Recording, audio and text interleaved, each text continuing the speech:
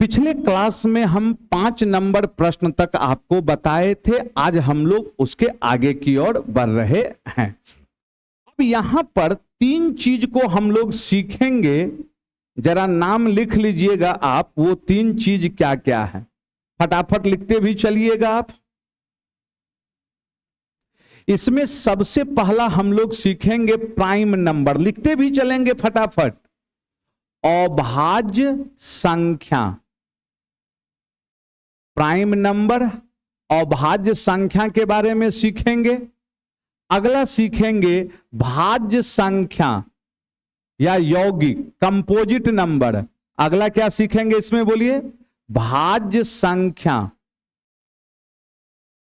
या इसका एक और नाम होता है यौगिक संख्या, कंपोजिट नंबर। जिनको इंग्लिश लिखना है लिखिएगा, यौगिक संख्या बोलते हैं, कंपोजिट नंबर। अगला सीखेंगे सह अभाज्य संख्या, सह अभाज्य संख्या,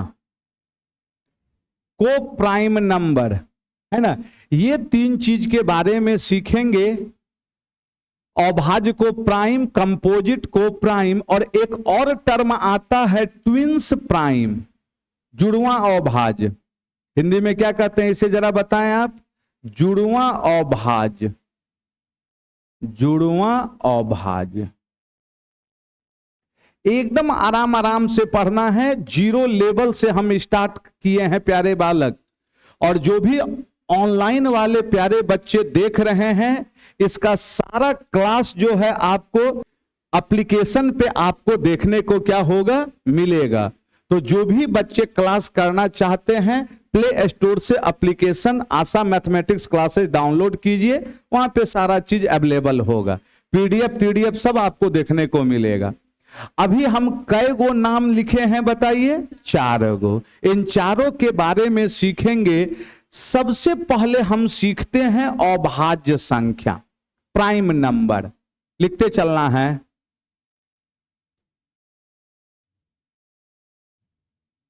प्राइम नंबर। हमें पता है बहुत सारे बच्चों को आ रहा होगा, बहुत सारे बच्चों को नहीं आ रहा होगा, इसलिए एकदम 0 लेवल से हम स्टार्ट कर रहे हैं। पॉइंट बाय पॉइंट करके लिखिएगा। प्राइम नंबर का मतलब हम बोलते जा रहे हैं, आप लिखते भी चलिए। वैसी संख्या जिसके केवल 2 फैक्टर हों, वैसी संख्या जिसके केवल 2 फैक्टर हों, 2 गुणनखंड हों। वैसी संख्या जिसके केवल कई गो गुणनखंड हों? बोलिए, 2 गुणनखंड हों। जैसे हम 2 लिखे, 2 का गुणनखंड कौन कौन है? 1 और 2। हम 3 लिखें, 3 का गुणनखंड कौन है? 1 और 3। हम 5 लिखें, 5 का गुणनखंड कौन है? बोलिए, 1 और 5। ऐसे करके बढ़ते चलेंगे। ये सारी संख्या क्या होगी? अभाज्य संख्या होगी। लिखते चलेंगे। वैसी संख्या जिसके केवल 2 गुणनखंड हों, कैसी संख्या कहलाएगी? बोलिए, अभाज्य संख्या।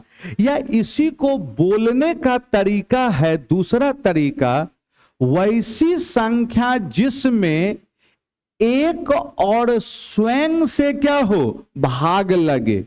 1 और स्वयं से क्या हो? भाग लगे। वह संख्या क्या होगी? अभाज्य।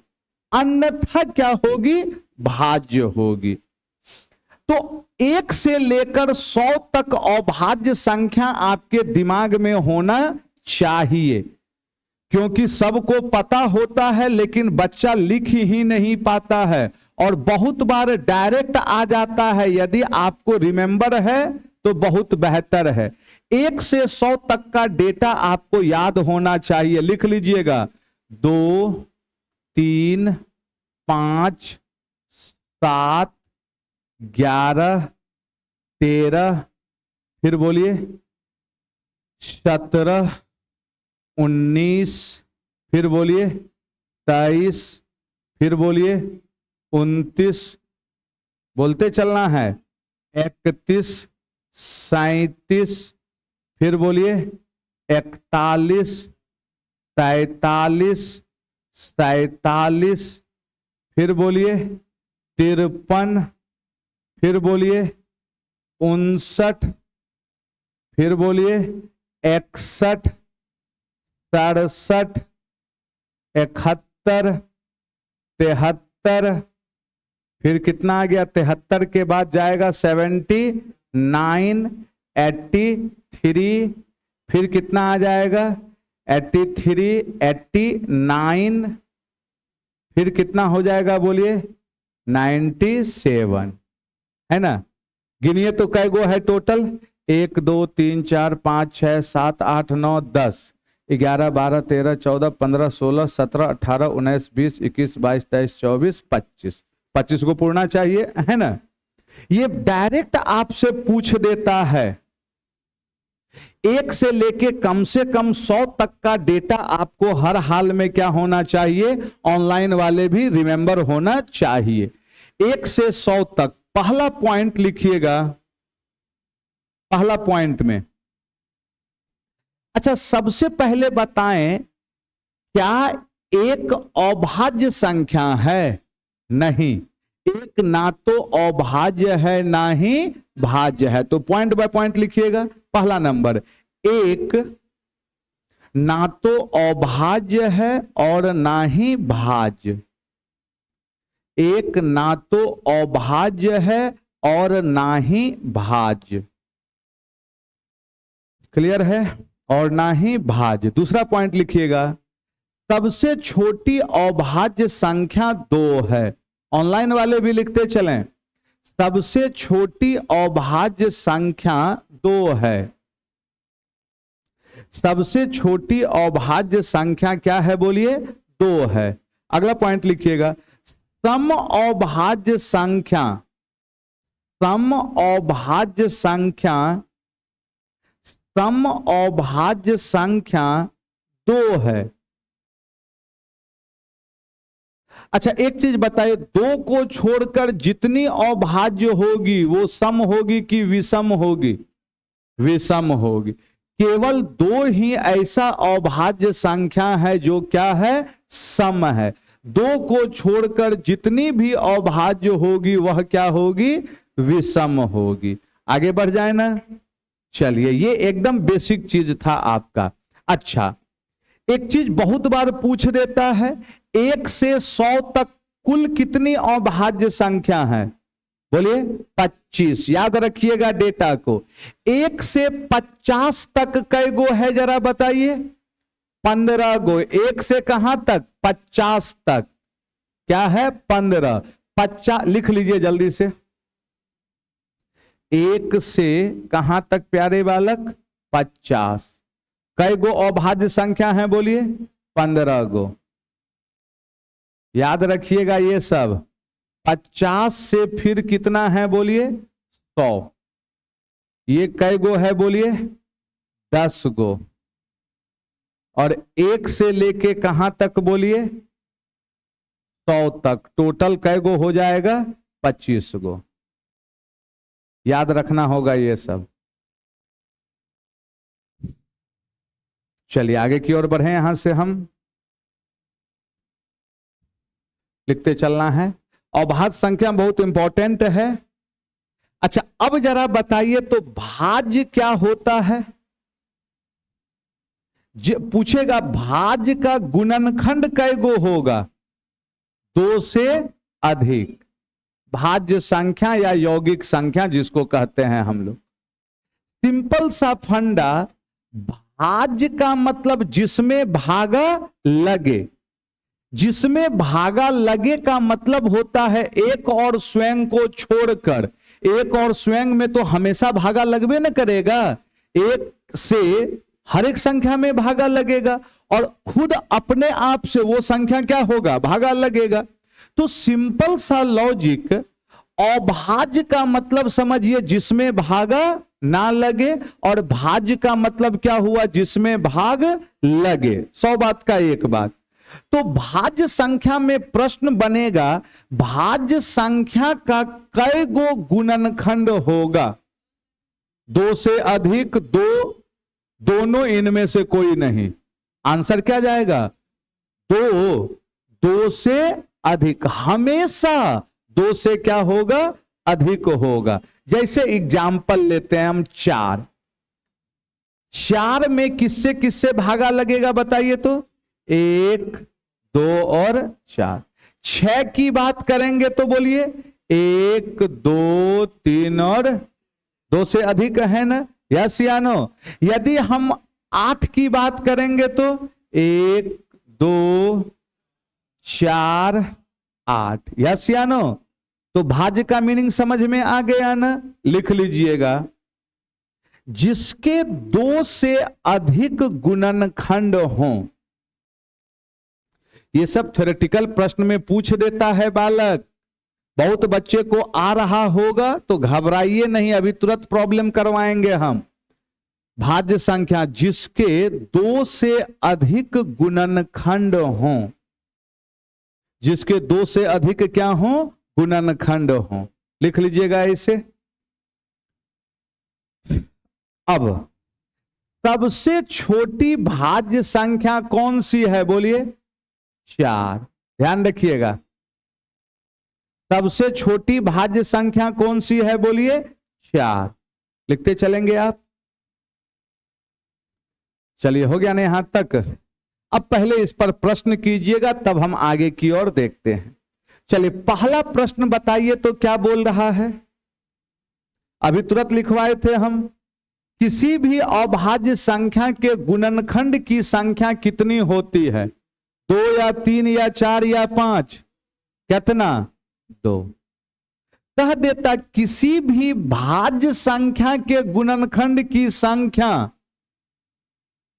कितनी हो सकती है, आंसर क्या बोलते, 2 से अधिक, 2 से अधिक। तो ध्यान रखिएगा, एक ही प्रश्न में जितने तरह का क्वेश्चन तैयार होगा हम सब करवा दे रहे हैं। अब इसमें एक इंपॉर्टेंट चीज है, इसी में थ्योरी को समझते चलिएगा। कौन सी संख्या अभाज्य है या भाज्य है, कैसे चेक करें। हम एग्जाम्पल से ही उठाते हैं, थोड़ा सा ये कॉम्प्लिकेटेड टास्क होता है ना। ऐसे यदि पहाड़ा वगैरह याद है, संख्या छोटा है तो आप कवर कर सकते हैं, लेकिन तरीका होता है इसका। क्या होता है तरीका, कैसे पता करें कोई संख्या अभाज्य है या भाज्य। क्या बताने जा रहे हैं, दिमाग में गया, क्या बताने जा रहे हैं बोलिए। कैसे पता करें कोई भी संख्या क्या है, अभाज्य है या भाज्य। तो मने मन करना क्या है, जो भी संख्या है, हम मान लिए 161, हमें चेक करना है 161 अभाज्य है कि भाज्य है ना। ये देखिए किसके वर्ग के नजदीक है, 15 का स्क्वायर 225, किसका स्क्वायर है 12, 13 का 169, ये जो है लगभग किसके स्क्वायर के आसपास है। तो इसके नीचे अभाज्य संख्या को पकड़िए, 2 3 5 7 11 और 13 भी धर लीजिए, कोई तकलीफ नहीं है, हो गया ना। अब ये देखने से पता चल जाएगा, यदि इन सब में से किसी से भी नहीं कटे तो क्या हो जाएगा, अभाज्य, और किसी एक से भी कट गया तो क्या हो जाएगा, भाज्य। चलिए देखने से पता चला ना, 2 से कटेगा ये। अभी तुरंत हम विभाजिता का नियम भी बताएंगे। 2 से नहीं कट रहा है, इकाई अंक देख के, 3 से अंकों का योग, 5 से नहीं 7 से कटाइए, यहां 7 दूनी 14 कट गया। इसका मतलब ये संख्या क्या है, मेरा भाज्य है। अब इस पर बात होने वाला नहीं है। अब बताइए अगला ऑप्शन कितना था, 373। इसके बाद एक और तरीका बताएंगे हम। 373 किसके स्क्वायर के नजदीक है बताइए आप जरा। 19 का कितना, 361 ना, 19 का कितना होता है 300, हाँ, तो 19 के नजदीक है। तो अब हमें करना क्या है, 13 तक तो बार बार नहीं लिखना है ही, 13 तक तो ले चुके हैं ना, अब इसमें 19, बोलिए अगला कौन जाएगा? 17 और ये 19 हो गया ये। अब जरा कटाइए इसको, 2 से कटेगा, 3 से कटेगा, 5 से, अच्छा 7 से जरा चेक कीजिए तो 7 पचे 35 नहीं कटा, 11 से 3 3 6 7 नहीं कटा, फिर 13 से कटाइए, 13 दुनाई 26, फिर कितना आ गया 26, 113 नहीं ना कटेगा, फिर कटाइए 17 से, 17 दुनाई 34 33 नहीं ना कटेगा, 19 से कटाइए, नहीं ना कट रहा है। इसका मतलब यही क्या है? मेरा अभाज्य है। यही कौन सी संख्या है? अभाज्य है।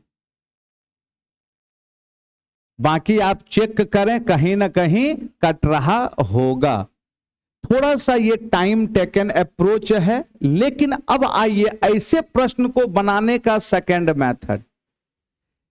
जनरली ये कोई रूल नहीं है, जनरली आप क्या कीजिएगा, 7 11 13 17 19, जिसके स्क्वायर के नजदीक होगा उसके अनुसार, 19 के बाद आ जाएगा कौन सा? बोलिए 23। इन्हीं सब में से कटने का होगा तो कटेगा, और नहीं तो क्या होगा? वो नहीं कटेगा। समझ में आ रहा है ना? लेकिन रूल आपका ये कहता है। आइए एक बार फिर समझाते हैं, बात नहीं समझ में आया आपको। थोड़ा सा टाइम टेकन अप्रोच है यह, इसलिए ध्यान से समझिएगा आप क्या कह रहे हैं हम। कैसे पता करेंगे कोई संख्या भाज्य है या अभाज्य? ध्यान से सुनना। अपने सुविधा के लिए हम क्या करेंगे, देख लेंगे वो संख्या किसके स्क्वायर के क्या है? नजदीक है, और कुछ नहीं। 161 किसके स्क्वायर के नजदीक है? 13। हल्का सा बढ़ के पकड़िएगा, समझ में आ रहा है ना? तो इसके नीचे जो भी अभाज्य संख्या है उसको धर लेना। 13 के नीचे जो भी अभाज्य संख्या था उसको धर लिए। यदि इन सब में से किसी से भी नहीं कटे तो वह क्या हो जाएगा? अभाज्य। किसी एक से भी कट जाए तो क्या हो जाएगा? भाज्य। हम रख के चेक किए, ये संख्या कितना से कट गया? 7 से, तो इसका मतलब यह क्या हो गया? भाज्य। लेकिन 373 हम पकड़े, 373 लगभग किसका स्क्वायर के आसपास? 19 के। एग्जैक्ट वैल्यू नहीं चाहिए, आसपास वाला चाहिए। 19 का स्क्वायर के आसपास आ गया, तो इसके नीचे 19 के नीचे जो भी अभाज्य संख्या है उसे पकड़ेंगे। 13 तक तो धरा गया था, फिर कौन सा? 17, फिर 19। अब हम इसको चेक करेंगे, क्या यह 2 से कटा? नहीं। क्या यह 3 से कटा? नहीं। क्या यह 5 से कटा? नहीं। वो दिख जाएगा आपको। 7 से थोड़ा भागा लगा के चेक कर लीजिए। 7 पचे 35, 23 नहीं कटा। 11 से विभाजिता का नियम नहीं कटा। 13 से भागा लगाइए, 13 दुनाई नहीं कट रहा है। 17 से कटाइए, कटा। 19 से कटाइए। इसका मतलब ये किसी से भी नहीं कटा, इतने में यही क्या होगा? अभाज्य। यदि हम 221 पर चलेंगे, अब सुनिएगा, अब उतना चेक नहीं करना है। 221 किसके स्क्वायर के नजदीक है? बोलिए आए 15। तो इसके नीचे चेक कर लीजिए। हम क्या अभी एगो रूल बताए थे, जनरली 7 11 से भी दिख जाएगा। 7 11 13 यही सब पे चेक कीजिएगा, आ जाएगा। देखिए तो ये 7 से कट रहा है, 7 21 नहीं। 13 से कट रहा है, देखिए तो, देखिए आप 13 एकम कितना? 13 कट रहा है ना, 91। 13 सते 91, ये 13 से कट गया ना। इसका मतलब ये क्या हो गया? मेरा भाज्य। उसी तरीके से यहां भी चेक कर लेंगे हम लोग। बात समझ में आ रहा है ना? तो ऑप्शन नंबर कौन सा हो जाएगा मेरा? कहां है? B number. थोड़ा सा टाइम टेकन अप्रोच है ये। अगला, अब आइएगा अगला, समझिएगा आप। सह अभाज्य संख्या अगला हेडिंग बनाइएगा, बहुत इंपॉर्टेंट है ये हेडिंग बनाइएगा, को प्राइम नंबर।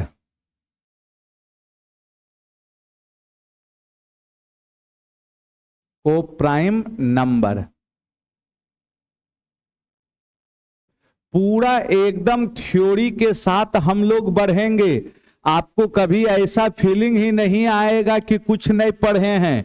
नहीं भी पढ़े हैं थोड़ा बहुत तब तो बेहतर है, लेकिन कुछ भी नहीं पढ़े हैं तो भी कोई दिक्कत नहीं होगा। हिंदी लिखिएगा, सह अभाज्य संख्या। सबसे पहले समझिएगा, डिफिनेशन तो सह अभाज्य का कहता है वैसी दो संख्या जिसका HCF क्या हो, 1। HCF क्या हो, 1 हो। अच्छा, HCF 1 का मतलब क्या हुआ, कोई भी कॉमन फैक्टर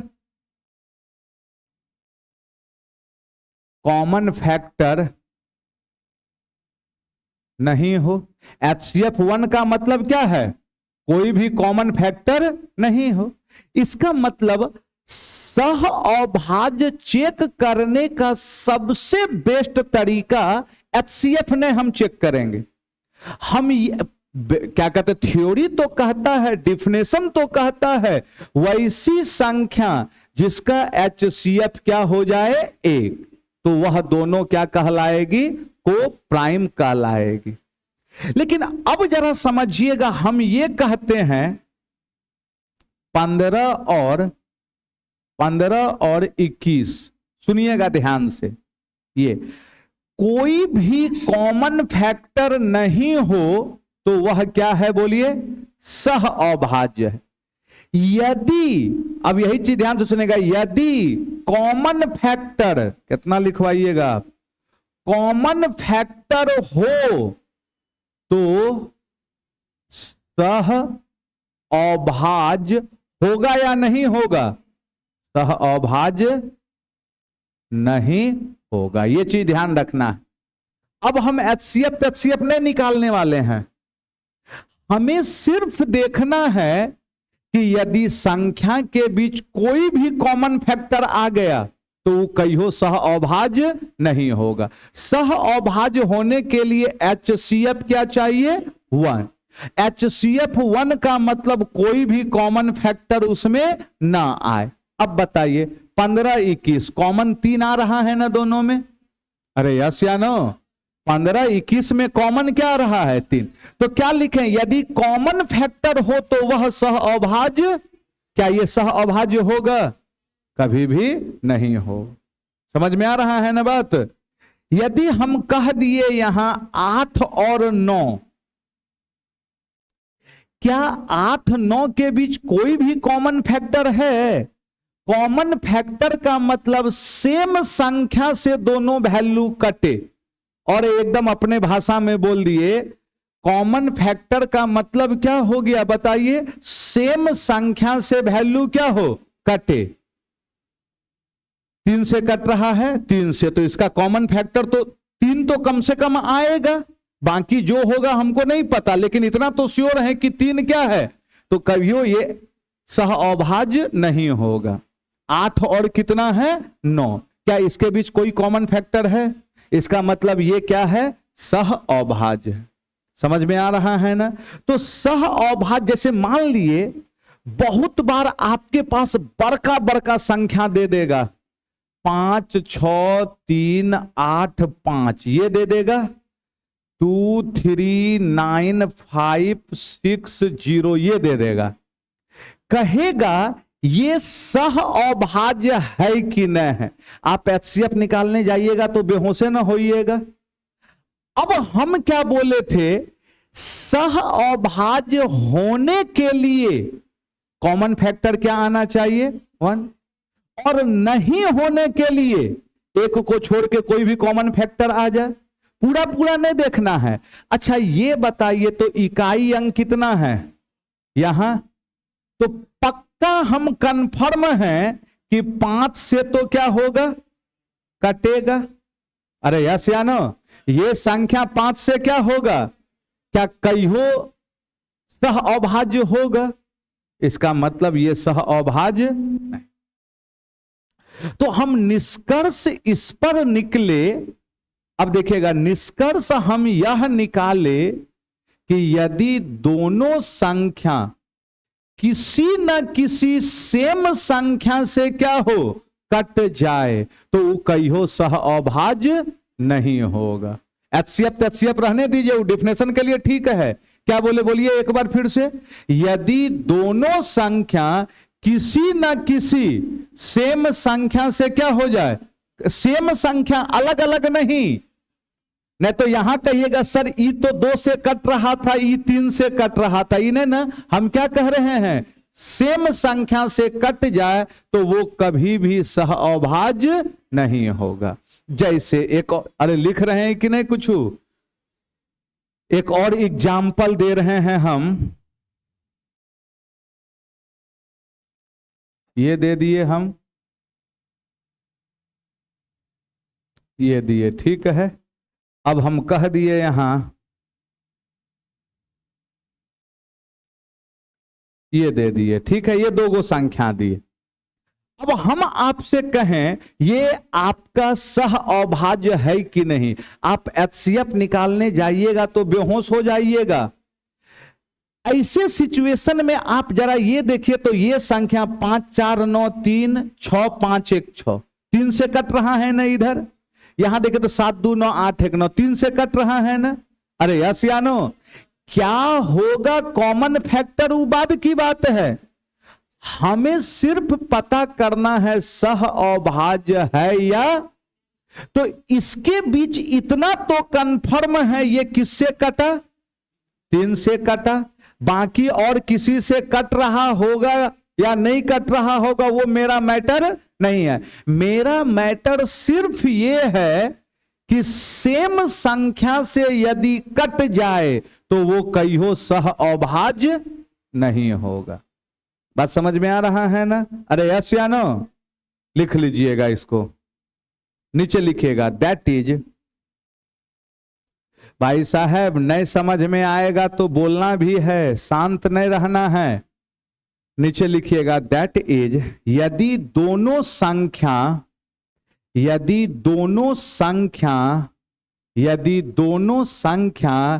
किसी भी सेम संख्या से, यदि दोनों संख्या किसी भी सेम संख्या से कट जाए, यदि दोनों संख्या किसी भी सेम संख्या से क्या हो जाए, कट जाए, तो वह कभी भी सह अभाज्य नहीं होगा, तो वह कभी भी सह अभाज्य नहीं होगा। चलिए ये हम तरीका दे दिया आपको।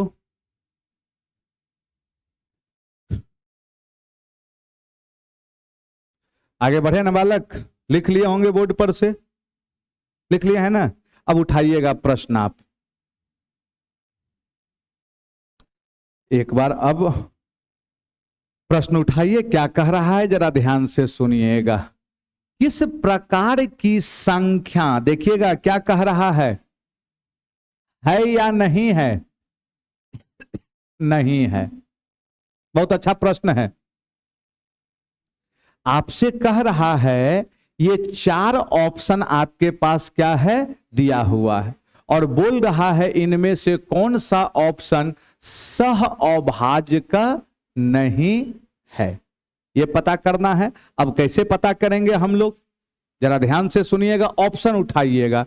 ए नंबर क्या करा, कोई भी 2 अभाज्य संख्या, कोई भी 2 अभाज्य, अपने मन से पकड़ लीजिए 2 गो अभाज्य, 2 3 पकड़ लिए अभाज्य है, पकड़ लीजिए ना, कोई भी 2 गो अभाज्य। ये समझाने के लिए हम एग्जाम्पल दे रहे हैं, और एक एग्जाम्पल ले लिए हम, बोलिए अभाज्य में हम ले लेते हैं 7 और 97, ये भी तो अभाज्य ना है। क्या ये कभी भी होगा या नहीं होगा, ये चीज बताइए, ये होगा या नहीं होगा, सह अभाज्य होगा कि नहीं होगा, सोच समझ के बताइए। ऐसे मत कीजिए। आए दुए चाहिए, एगो होगा एगो नहीं होगा। ठीक है मास्टर साहब, अभी मन कर रहा है मेरा होगा बोलने का, ठीक है, थोड़ा देर बाद मन करेगा नहीं होगा बोलने का। कंसेप्ट बताइए, क्या इसमें कुछ कॉमन आ रहा है? आ रहा है, एक आ रहा, कुछ नए कॉमन आने का मतलब क्या? एक इसमें भी, इसमें भी, इसका मतलब ये ऑप्शन क्या है? दो सह अभाज्य है, पहला ऑप्शन है। यस या नो? लेकिन हमसे क्या कह रहा था? नहीं है। आइए बी ऑप्शन, कोई भी दो लगातार विषम संख्या, यहां देखिएगा एक वर्ड क्या लिखा है? कंजिक्यूटिव, जहां तहां से नहीं। यदि रहता दो विषम संख्या और दो लगातार विषम, दोनों अलग अलग चीज है ना। दो विषम संख्या का मतलब 3 और 33, तो 3 और 33 तो हर हाल में सह अभाज्य नहीं होगा ना, सह अभाज्य नहीं होगा। लेकिन यहां क्या लिखा है? दो लगातार, लगातार का मतलब एक पकड़े तो अगला, हमसे विषम बोला है तो एक तो विषम है ही, पिछला क्लास में बताए थे ना। अगला बताइएगा, कोई भी दो लगातार विषम पकड़ लीजिए, 5 और 7, कोई भी कहीं से भी पकड़ लीजिए, 21 और 23, कहीं से भी पकड़ लीजिए, 33 और 35, लगातार विषम है ना ये। तो अब बताइए, क्या इन एग्जाम्पल में एक कॉमन फैक्टर है क्या? और कोई वैल्यू है? या ये कोई संख्या किसी सेम संख्या से कट रहा है? इसका मतलब यह भी है, सह अभाज्य है। ओके, आते हैं तीसरा, कोई भी दो लगातार संख्या, लगातार संख्या बोला है, अब कहीं से भी चलिए, 18 19 लगातार संख्या है ना, बोलिए 20 21 लगातार संख्या है ना, बोलिए 22 23 लगातार संख्या है ना। तो ये इसमें भी कोई भी कॉमन फैक्टर नहीं आ रहा है, कोई ऐसा वैल्यू है जो दोनों संख्या को काटे? नहीं है, मतलब ये भी आपका सह अभाज्य है। कौन सा नहीं होगा? देख लीजिए, कोई भी दो लगातार सम संख्या, अब दो लगातार सम संख्या, 4 के बाद 6 लगातार, बोलिए 12 के बाद 14, अरे लगातार सम संख्या लेंगे या सम संख्या लेंगे तो पक्का है वो दो से क्या होगा? कटेगा। तो अभी कुछ बोले थे ना, ये कितना से कट रहा है? 2 से, है ना। तो ये सह अभाज्य है या नहीं है? नहीं है। तो ऑप्शन नंबर कौन सा? डी, सह अभाज्य नहीं है, पूछ रहा था। होमवर्क में बहुत सारा ऐसा प्रश्न है, जैसे जैसे इधर से कवर करते जाएंगे आप पीछे होमवर्क वाला भी देखते जाइएगा अपना।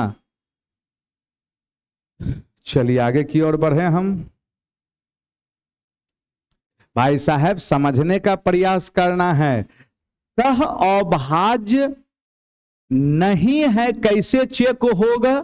कोई ना कोई वैल्यू से दोनों क्या होना चाहिए? सेम वैल्यू से कटना चाहिए। सेम वैल्यू देखे तो 2 से कट गया ना ये, यस या नो? तो कहियो सह अभाज्य ये नहीं होगा। बाकी ऑप्शन क्या था? सह अभाज्य का था। अगला बनाइए आप, ये बनाइए जल्दी से। अब ऑप्शन देखिए आप, कौन सा सह अभाज्य का युग्म है बोला है ना। तो हमको देखने से पता चल रहा है कि ये वैल्यू ये, अरे कट रहा है ना 2 से, 2 से कटे 4 से, वो मैटर नहीं है।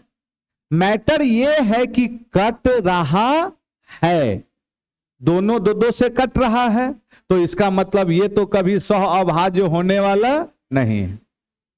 अच्छा 81 16 ये कटेगा कभी किसी सेम वैल्यू से? 81 3 से कट रहा है, लेकिन ये कितना से? 4, 2 से 4 से, सेम वैल्यू से नहीं ना कट रहा है।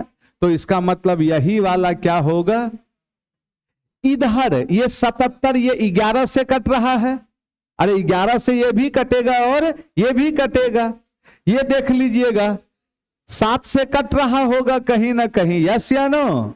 तो इसका मतलब हमसे बोला सह अभाज्य है, कौन सा है, ऑप्शन नंबर बी नंबर। देखते चलिए आप अगला। चलिए अब यहां पर एक टर्म आएगा स्थानीय मान और जातीय मान, सबको पता होगा ये सब, है ना, इस सब में कोई किंतु परंतु नहीं है। सबसे पहले यहां पर आप हेडिंग बना दीजिएगा, हम एग्जाम्पल के थ्रू ही सारा दे देते हैं, स्थानीय मान और जातीय मान, एग्जाम्पल से क्लियर हो जाएगा सारा आपका। हम एक एग्जाम्पल में सारा चीज हम सब कर देंगे आपको। 5 4 3 9 2 6। सबसे पहले किसी भी अंक का जातीय मान, फेस वैल्यू, समझ में आ रहा है ना, क्या पूछा जाएगा बोलिए, सॉरी फेस क्या बोलते हैं जातीय मान को हम लोग, लोकल वैल्यू। क्या क्या है यहां पर, between the place value of इतना, है ना। दो तरह का नाम होता है, एक को हम कहेंगे जातीय या इसी को कहेंगे अंकित, अंकित मान, इंग्लिश में कहेंगे फेस वैल्यू, फेस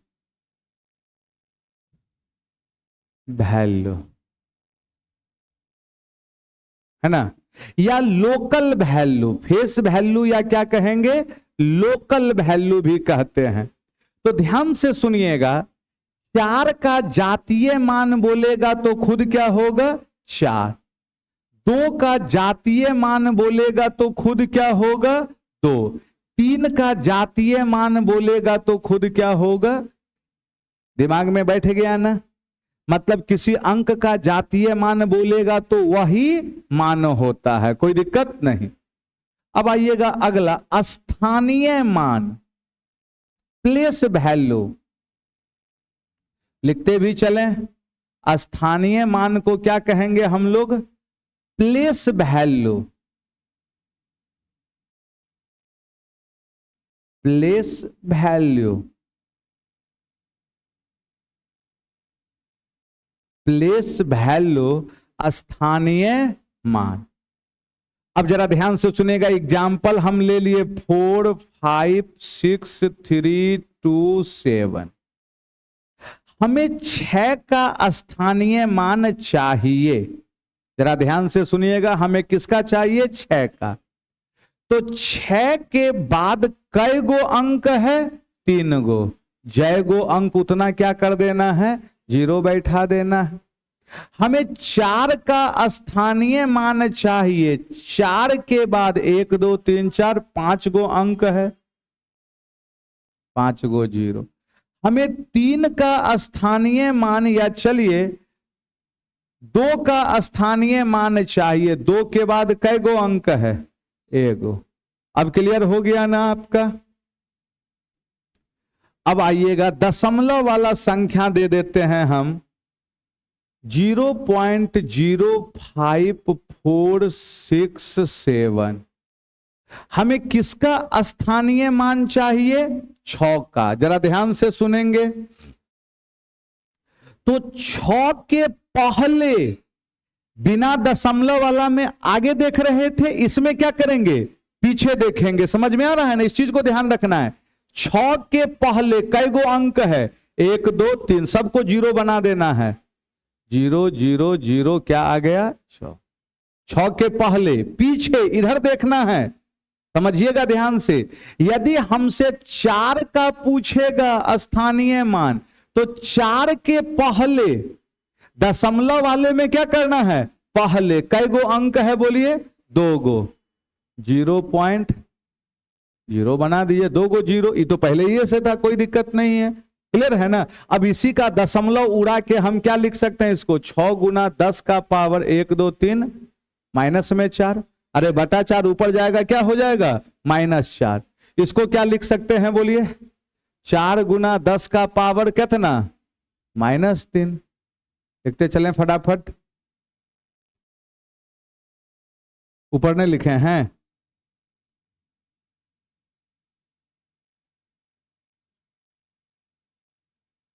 ऑनलाइन वाले भी लिखते चलें बालक।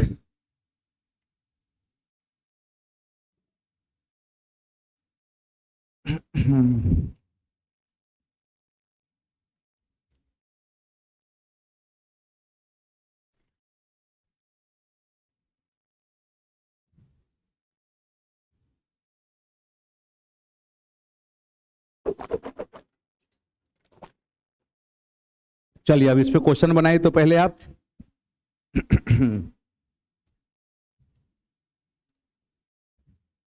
मोबाइल से कैलकुलेट कर लिए हैं? चलिए कैलकुलेशन अपने से कीजिए। बताइए इसमें क्या लिखा हुआ है, 6 8 3 4 7 9, ठीक है। 8 और 4 के स्थानीय मान का अंतर बोला है। अच्छा, स्थानीय मान कहता इस क्वेश्चन में ये रहता, 8 के स्थानीय मान और जातीय मान का अंतर नहीं निकल जाता।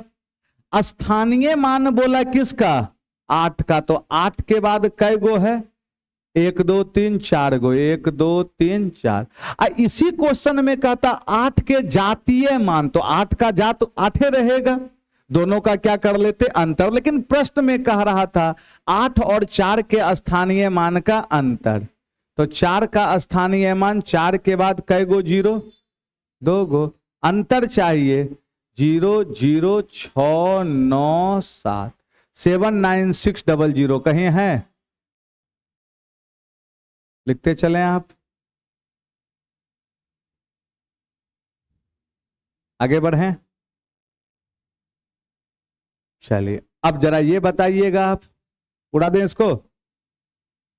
अच्छा, दशमलव का गुना पता है ना, जैसे हम लिखते हैं 0.257 मल्टीप्लाइड बाय 0.82, इसका जो भी गुना होगा उसमें दशमलव कई अंक के बाद आएगा बताइए, 1 2 3, इसका 3 अंक और इसका 2, तो टोटल जो होगा 0.1 2 3 4 यहीं पे जाएगा कुछ ना कुछ। अब इधर जो भी वैल्यू रहे ये तो पता है। अब आइएगा प्रश्न देखिएगा, यहां पर सबसे पहले आप बताइए इतना किसके बराबर है। 4 ऑप्शन दिया हुआ है आपके पास, हम इसको गुना करने बैठेंगे तो बेहोशे ना हो जाएंगे। हम सिर्फ दशमलव को देखते हैं। यहां बताइए कै गो है, 1 यहां 2 और यहां 4, 4 2 6, वही आंसर सही होगा जिसमें दशमलव कई अंक के बाद जाएगा 6। ऑप्शन उठाइएगा, यहां देखिए 2 3 2 5, ये तो नहीं होगा। यहां देखिएगा 3 और 3 6, और कोई 2 ऑप्शन में नहीं ना है। 4 2 6 3 कट गया, 4 2 6 2, जब तीनों ऑप्शन कट गया तो कौन सा ऑप्शन, 3 नंबर। समझ में आ रहा है ना, इसे बनाना है क्योंकि दोनों का न्यूमेरिकल वैल्यू तो क्या है, सेम है। हम किधरों करें उससे कोई फर्क, गुना का तो न्यूमेरिक वैल्यू वही आएगा। जैसे हम आपसे कहते हैं 0.21 गुना 0.8, या फिर कह दिए हम 2.1 गुना 0.08, दोनों हर हाल में क्या होगा, बराबर। करके देखिए 21 गुना 8 168, इसमें 1 2 3 अंक बाद गया दशमलव। यहां गुना करेंगे 21 गुना 8 न है, तो यहां भी 168 मिलेगा, दशमलव 21 7 आ रहा है। वही कंसेप्ट है, समझ में आ रहा है ना, क्योंकि दोनों का न्यूमेरिक वैल्यू सेम था, खाली दशमलव इधर उधर लिखे थे, तो टोटल काउंट कर लिए दशमलव को हम। चलिए क्या यहां तक कोई दिक्कत किन्हीं को, तो चलिए आज यहीं तक रहने देते हैं हम, है ना, आज यहीं तक रहने दीजिए। अभी एकदम आराम आराम से पढ़िए। और जो भी ऑनलाइन वाले प्यारे बच्चे देख रहे हैं, वीडियो अच्छा लगे सारे दोस्तों को बताइए। आज के लिए यहीं तक, मिलते हैं हम लोग कल वाले क्लास में।